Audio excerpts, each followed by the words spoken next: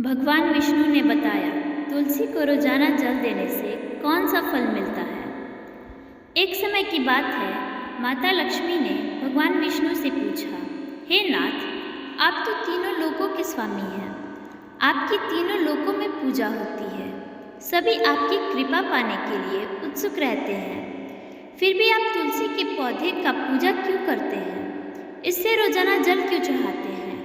मैं इस तुलसी के पौधे को जल चढ़ाने का महत्व जानना चाहती हूँ।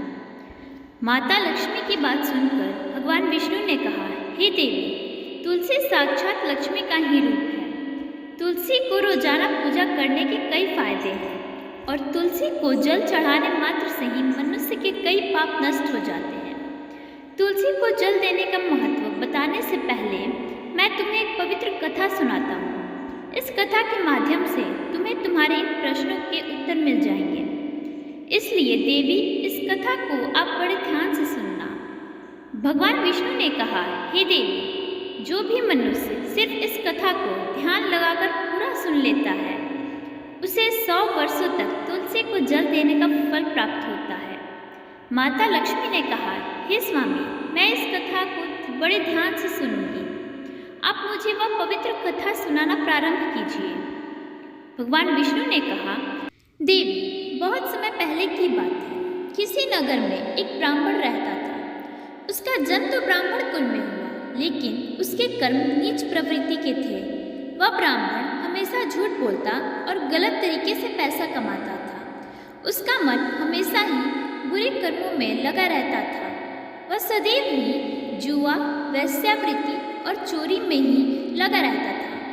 उसने अपने जीवन में कभी भी पुण्य के काम नहीं किए और शास्त्रों का अध्ययन भी नहीं किया। ब्राह्मण होते हुए भी कभी पूजा पाठ नहीं किया। सदैव ही उसका मन दूसरों के धन पर लगा रहता था। वह दिन में जो भी धन कमाता, उसे रात्रि में वेश्यावृत्ति और जुआ में उड़ा दिया करता था। इस तरह वह ब्राह्मण अपने जीवन को पाप कर्मों में ही गुजार रहा था। उसने कभी अपने मुख से भगवान का नाम भी नहीं लिया और ना ही कभी देवी देवताओं का पूजन किया। इस प्रकार उसे पाप करते हुए कई बरस बीत गए। फिर वह ब्राह्मण कुछ खरीदारी करने के लिए एक नगरी में जा पहुंचा। उस नगरी के पास में गंगा नदी बहती है और उस नदी में स्नान करने के लिए लोग दूर दूर से आया करते थे। फिर वह ब्राह्मण गंगा जी के किनारे एक आश्रम में ठहरता है। उस आश्रम में अनेक विद्वान ब्राह्मण प्रतिदिन पुराणों का पाठ तथा भगवान की भक्ति में लीन रहते थे। वह ब्राह्मण भी ढोंग करता हुआ वहीं पर उनके साथ रुक गया और उन ब्राह्मणों के साथ रहकर उसे भी भगवान का नाम लेने का अवसर मिल रहा था। वह उसी स्थान पर कुछ दिनों के लिए रुका। फिर वहां पर आए हुए लोगों ने गाय का पूजन करके ब्राह्मण को भोजन कराया, तो उस ब्राह्मण ने भी उनके साथ बैठकर भोजन किया और भगवान का प्रसाद ग्रहण किया। वहीं पर उस आश्रम में एक तुलसी का पौधा था। वह ब्राह्मण जाने अनजाने में उस तुलसी के पौधे में पानी डालता था। उसके मन में कोई विचार नहीं था कि वह क्या कर रहा है। वह प्रतिदिन उठकर बाल्टी में पानी लेकर तुलसी के पौधे में डालता था। यह उसका रोजाना का नियम बन गया है। फिर एक दिन की बात है, वह आश्रम में सोया था, तभी अचानक उसके पास एक काला सर्प आया। उस काले सर्प ने उसे नींद में ही डस लिया और थोड़ी देर में ही उस ब्राह्मण की नींद में ही मृत्यु हो गई। और जब सवेरे दूसरे ब्राह्मण ने उसे इस अवस्था में देखा, तो उन्होंने उसके मुख में तुलसी दल और तुलसी का जल डाल दिया। फिर उन ब्राह्मणों को पता चला कि उसकी मृत्यु हो चुकी है। तब वहाँ पर यमदूत आते हैं और उस ब्राह्मण को पकड़कर यमलोक ले जाने लगते हैं। रास्ते में जाते हुए वह ब्राह्मण विलाप करने लगा और यमदूतों से कहता है कि हे यमदूतों, आप मुझे कहाँ ले जा रहे हैं और मेरी मृत्यु किस कारण से हुई है। तब यमदूत कहने लगे, हे ब्राह्मण, तुमने जन्म से लेकर मृत्यु तक पाप कर्म ही किए हैं और तुम्हारे पापों के कारण ही तुम्हें एक काले सर्प ने काटा और जिसकी वजह से तुम्हारी मृत्यु हुई है। अब हम तुम्हें यमपुरी ले जा रहे हैं। वहाँ पर यमराज तुम्हारे पाप कर्मों का लेखा जोखा देखेंगे और निश्चित है कि तुम घोर नर्क में डालोगे। फिर वह ब्राह्मण फुट फुट कर रोने लगा और उन यमदूतों से माफ़ी मांगने लगा, किंतु यमदूतों को उस पर जरा भी दया नहीं आई। वह उसे मारते हुए यमलोक लेकर गए। जब यमदूत उस ब्राह्मण को लेकर यमराज के सामने उपस्थित हुए तो यमराज के पास बैठे हुए चित्रगुप्त ने उस ब्राह्मण के कर्मों का लेखा जोखा निकाला और यमराज से कहने लगे, हे धर्मराज, इस ब्राह्मण ने तो अपने पूरे जीवन भर में पाप ही पाप किए हैं। इससे अपने जीवन में कभी भी पुण्य का काम नहीं किया है। यह तो घोर पापी है, इसे तो हमेशा के लिए घोर नरक में डाल दिया जाए।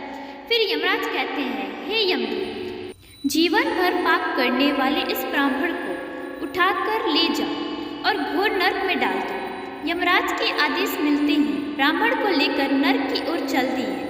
ब्राह्मण को पीटते हुए नरक में ले गए। वहां ले जाकर उसे खौलते हुए तेल की कढ़ाई में डाल दिया, परंतु जैसे ही उस ब्राह्मण को खौलते हुए तेल की कढ़ाई में डाला तो तेल एकदम से ठंडा और शीतल हो गया। इस घटना को देखकर उस यमदूत को बड़ा ही आश्चर्य हुआ। ऐसा उसके साथ पहले कभी नहीं हुआ था। उस यमदूत ने कितने ही पापियों को उस तेल की कढ़ाई में डाला था और वे सभी खौलते हुए तेल में गिरकर छटपटाने लगे थे। लेकिन जैसे ही वह ब्राह्मण गर्म कढ़ाई के तेल में गिरा तो वह तेल अचानक से शांत और शीतल हो गया। इस आश्चर्यजनक घटना को देखकर वह यमदूत जल्दी से दौड़ता हुआ यमराज के पास पहुंचा। यमदूत को देखकर यमराज ने कहा, हे यमदूत, क्या बात है? तुम इतने घबराए हुए क्यों लग रहे हो? फिर वह यमदूत कहता है, धर्मराज, आपने जिस ब्राह्मण को नरक में डालने के लिए कहा था, मैंने जैसे ही उसे खौलते हुए तेल की कढ़ाई में डाला तो उस भट्टी की आग बुझ गई और वह खौलता हुआ तेल भी बिल्कुल ठंडा हो गया। फिर यमराज कहते हैं, हे यमदूत, यह तो बड़ी विचित्र घटना है। ऐसा तो पहले कभी नहीं हुआ था। यमराज विचार कर रहे थे ही कि तभी वहाँ नारद मुनि प्रकट होते हैं। नारद मुनि को देखकर यमराज अत्यंत प्रसन्न होते हैं, उन्हें प्रणाम करते हैं और उनका स्वागत करते हैं। फिर यमराज नारद मुनि से कहते हैं, हे मुनिवर, आप उचित समय पर आए हैं। हमने आज और अभी एक अत्यंत ब्राह्मण पापी को नरक में गिराया है, परंतु उसके गिरते ही नरक की आग ठंडी पड़ गई और खौलता हुआ तेल भी शीतल हो गया।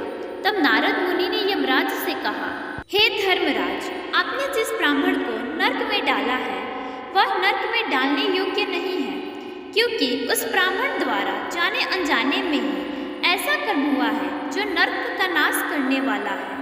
जो मनुष्य पुण्य कर्म करने वाले लोगों की संगत करता है उसे उनके पुण्य का भाग जरूर मिलता है। यह ब्राह्मण तो कई दिनों तक भगवान के भक्तों के साथ रहा है। इस ब्राह्मण ने तो आश्रम में रहते हुए रोजाना तुलसी में जल डाला है, इसलिए यह ब्राह्मण बड़ा पुण्यात्मा बन गया है। इसके सारे पाप नष्ट हो गए हैं। यह ब्राह्मण स्वर्गलोक में जाने का अधिकारी बन गया है। इस ब्राह्मण ने अनजाने में ही इतना पुण्य कमाया है जो कई जन्म तक मनुष्य को प्राप्त नहीं होती है। इसलिए हे धर्मराज, आप इस ब्राह्मण को नरक में ना डालो और इसके पापों के लिए केवल इतना ही दंड दो कि सभी नरक का दर्शन कराओ। नारद मुनि की बात सुनकर यमराज बहुत खुश होते हैं और उस ब्राह्मण को नरक से निकाल कर लाते हैं और अपने यमदूतों से कहते हैं, हे यमदूत, तो इस ब्राह्मण को ले जाओ और संपूर्ण नरकों का दर्शन कराओ। फिर वह यमदूत उस ब्राह्मण को ले जाते हैं और संपूर्ण नरकों का दर्शन कराते हैं। भगवान विष्णु ने कहा, हे देवी, इस प्रकार से यमदूत उस ब्राह्मण को संपूर्ण नरक का दर्शन कराते हैं और उससे यक्षलोक में ले जाते हैं और वह ब्राह्मण एक यक्ष बन जाता है। भगवान विष्णु कहते हैं, हे देवी, वनस्पति में तुलसी नाम मुझे प्रिय है। मास में कार्तिक मास, तिथि में एकादशी प्रिय है। इसलिए जो मनुष्य रोजाना तुलसी का पूजा पाठ करता है और तुलसी को जल देता है वह मनुष्य मुझे सबसे अधिक प्रिय है। उस मनुष्य की कभी भी दुर्गति नहीं होती है और वह मनुष्य कभी भी नरक में नहीं जाता है। सदैव ही हरा भरा रहता है, उस घर में सदा सुख शांति और समृद्धि बनी रहती है। भगवान विष्णु कहते हैं, देवी, मेरी पूजा में मुझे चढ़ाए जाने वाले भोग में तुलसी का पत्र अवश्य होना चाहिए, क्योंकि तुलसी पत्र बिना मैं किसी भी प्रकार का भोजन स्वीकार नहीं करता हूँ। इसलिए प्रत्येक घर में तुलसी का पौधा अवश्य होना चाहिए। अगर आपके घर में तुलसी का पौधा है तो सुख शांति और समृद्धि के लिए तुलसी को चुनरी अवश्य ओढ़ाना चाहिए। और हमेशा ध्यान रखें कि तुलसी का पौधा चुनरी के बिना अधूरा होता है। तुलसी केवल एक पौधा ही नहीं बल्कि एक देवी है, अर्थात विष्णु की पत्नी है। इसलिए तुलसी को चुनरी अवश्य ओढ़ानी चाहिए। इससे पति पत्नी में प्रेम और विश्वास बढ़ता है। पति पत्नी का दाम्पत्य जीवन सदा खुशहाल बना रहता है और घर में रहने वाली महिलाएं सौभाग्यशाली और सदा सुहागन रहती है। तुलसी का विवाह भी करना अवश्य है। इससे मनुष्य का सभी दुखों का अंत होता है और सांसारिक जीवन सुख में बीतता है। भगवान विष्णु कहते हैं, हे देवी, तुलसी के पौधे के पास अपने मुख से कभी अपशब्द नहीं बोलना चाहिए। तुलसी के पास भूल से भी जूता, चप्पल अथवा झाड़ू पोछा नहीं रखना चाहिए। इससे पाप माना गया है। तुलसी के पास जल से भरा बर्तन भी नहीं रखना चाहिए। तुलसी के पौधे के पास दीपक जलाने के बाद दीपक को वहां से हटा देना चाहिए, क्योंकि तुलसी के नीचे बुझा हुआ दीपक रखना अशुभ माना जाता है। जिस स्थान पर तुलसी का पौधा होता है वहाँ हमेशा साफ सफाई का ध्यान रखना चाहिए। तुलसी के पौधे में शिवलिंग और गणेश जी की प्रतिमा नहीं रखनी चाहिए। तुलसी के गमले में किसी प्रकार का पौधा लगाना अशुभ होता है। तुलसी के पास कपड़े भी नहीं सुखाने चाहिए। कपड़े का गंदा पानी तुलसी के पौधे पर गिर सकता है और हमेशा ध्यान रखना चाहिए कि तुलसी के पत्र को नाखून से नहीं तोड़ना चाहिए। इससे तुलसी का अपमान होता है। यदि तुलसी के पौधे सूख कर गिर जाते हैं तो उन्हें कचरे में नहीं फेंकना चाहिए, क्योंकि वे पत्र पैरों के नीचे आते हैं, जो अच्छा नहीं होता है। उन पत्तों को तुलसी के मिट्टी में ही दबा दें। रविवार के दिन तुलसी के पत्ते नहीं तोड़ना चाहिए और रविवार को तुलसी को जल भी नहीं चढ़ाना चाहिए। सभी दिन तुलसी को स्नान से निवृत्त होकर जल देना चाहिए। सांझ के समय दीपक जलाना चाहिए। भगवान विष्णु कहते हैं, हे देवी, अक्सर महिलाएं स्नान के बाद बाल खुला रखकर ही तुलसी को जल देती हैं। ऐसा करना गलत होता है। महिलाओं को हमेशा अपने बाल बांधकर माथे पर सिंदूर लगाकर तुलसी को जल देना चाहिए।